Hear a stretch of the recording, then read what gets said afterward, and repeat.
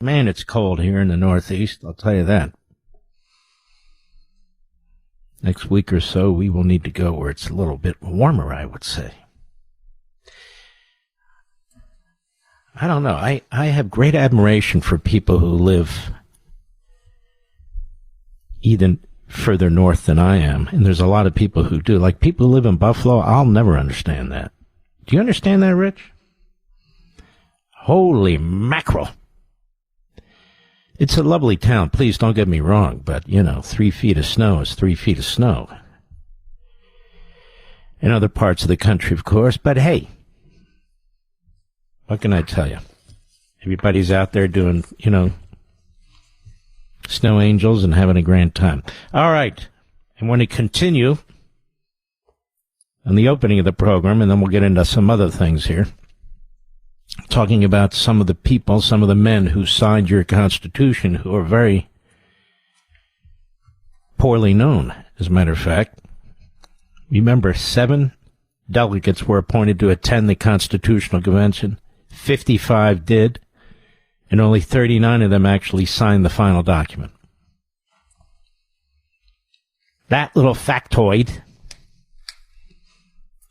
is something most people don't even know. All right, let's go with some. Now, here's a few whose names should be familiar to you, but you probably don't know a lot about.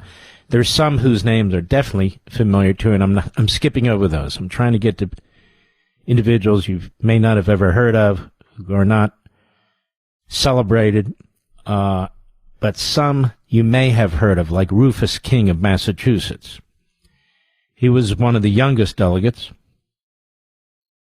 He was also one of the best speakers, renowned for the power of his oratory. He later served as a senator, a director of the First Bank of the United States, and America's minister to Great Britain for actually quite a long time, 1796 to 1803.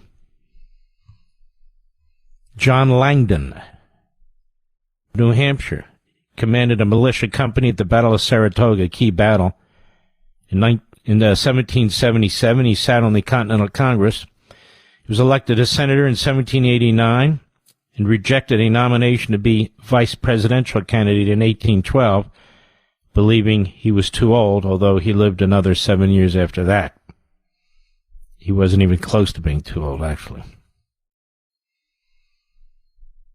In 1812, he was, well, maybe he would have been way too old. He was born in 1741. Potential VP candidate in 1812. 59. That was too bad. Believing, Jonathan Dayton of New Jersey, captain in the Continental Army at the age of 19. Dayton survived a period of imprisonment at the hands of the British and went on to a career as a lawyer and a politician, with a little speculation thrown in for good measure. Land speculation, that is. The British were brutal as hell, by the way. You might say, okay, well, they were prison. No. Many of them were taken to these prison boats. About half the deaths during the Revolutionary War took place on these prison boats. 9,000 to 10,000 men died on these prison boats. Dysentery, other types of diseases. To the extent they were fed, they got rancid food. It was horrific. Every day I hear from Americans who feel like they're losing their voice, frustrated that their values are being ignored or erased. If that's you, let me tell you something that you can do right now. Join AMAC, the Association of Mature American Citizens. AMAC isn't just another group. It's a powerful community built on faith, family, and common sense. They're standing in the gap, giving millions of Americans the tools to stay informed, engaged, and prepared. Members get real, practical benefits, unbelievable discounts on insurance, travel, and retail, plus access to exclusive resources in the AMAC magazine, which is truly one of the best publications out there. And for a limited time, you can join free for 90 days, no credit card required, no strings attached. Just a chance to see what the Association of Mature American Citizens is all about for free. So go to amac.us/Levin right now. That's amac.us/LEVIN. Take the first step and make your voice matter again. That's amac.us/LEVIN. William Patterson in New Jersey Paterson, New Jersey, which today is, I think it's a vast majority Muslim. He was born in Ireland. His family migrated to the United States when he was 2 years old. He was New Jersey's Attorney General throughout the Revolutionary War. And although absent for the latter stages of the convention, he returned to sign the final document. Now, which raises another point I should mention. Of the 55 delegates that were at the Constitutional Convention, all of them didn't stay for the whole convention. Some of them would leave and come back. It was quite a lot of work for these men. It was a long, hot summer. And they still had to tend to their businesses, to their law practices, to their farms, to whatever they were doing. And so several of them came and went, and some of them, of course, stayed the whole time, like Madison and Washington and some others. And keep in mind, many of you already know this, I believe, I hope. Thomas Jefferson was not at the Constitutional Convention. He was in France, representing the United States. But he kept in touch with Madison as best as they could, the two of them with handwritten letters. But, of course, it took quite some time for them to pass one to the other. Jefferson would ultimately support the Constitution of Virginia, and Virginia was a very close call. Patrick Henry opposed it. George Mason opposed it. And then, of course, Washington supported it. Madison supported it. The four biggest states were Virginia, Massachusetts, New York, and Pennsylvania. Virginia, they weren't sure it would pass. Massachusetts was fairly solid, but close. New York was on the cusp. Pennsylvania was in pretty decent shape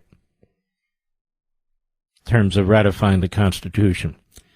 William Blount, North Carolina, he was a half-hearted delegate who missed the first month of the convention, reluctantly signed the final document out of a professed desire to make acceptance unanimous. It wasn't unanimous. And for tonight, we will stop with Hugh Williamson, also of North Carolina. He was one of the most accomplished delegates. He was an ordained minister, a professor of mathematics, a medical doctor, a member of the American Philosophical Society, and scientist of some renown, having written an influential paper on comets. Unsurprisingly, he was a good friend with Benjamin Franklin. Now, Hugh Williamson of North Carolina, almost nobody's ever heard of him. And yet he was among the most accomplished of all the delegates. And highly respected. Isn't that amazing, Mr. Producer? Now, I'm not expecting you to memorize this. You know, this is audio. You're listening to it on the radio or on a podcast platform or Sirius satellite.